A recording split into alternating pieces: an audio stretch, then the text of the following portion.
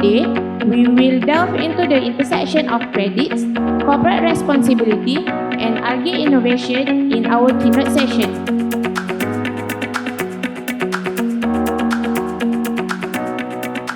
So what's the meaning of carbon credit and what features carbon credit projects should have?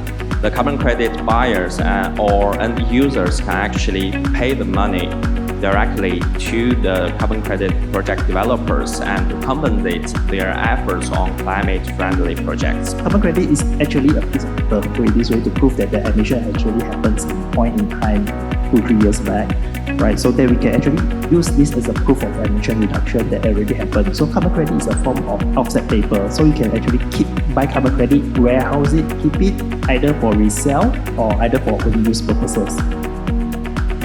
And what we are interested today is on the biological.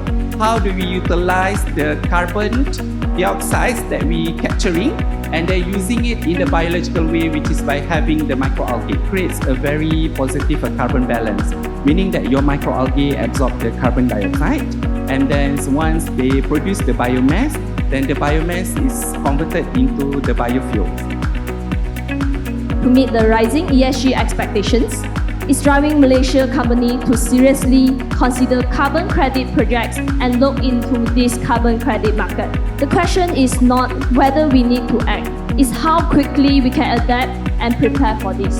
Now, coming to carbon credits, from our perspective, it is actually an enabler in the industry because for one simple reason, motivation and incentives for economies like ours, who have just embarked on sustainability, will take a longer time to reach the desired outcome. If we want to meet the 2050 goal, we need to have something that fast track. So that's the reason why we have, people like Vera, like the stock exchange, and the industry players to be part of this.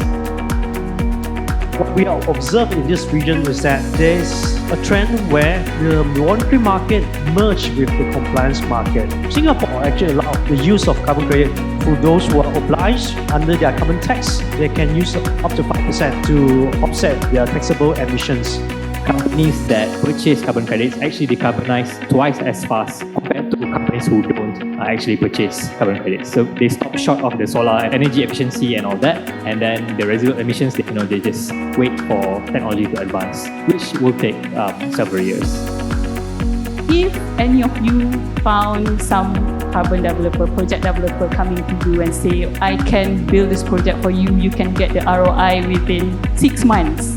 Please be mindful, please be very, very critical. And I guess that's very much how we are looking at this from the academia as well, because for us, we are not for profit. So that's why we have been working closely with Atoz as well. We are trying to build the whole ecosystem. It's mainly that we try to get everyone involved in building a project where we believe that the project is not only can impact economically for the farmers and even the investors and stuff, we also believe in social impact as well.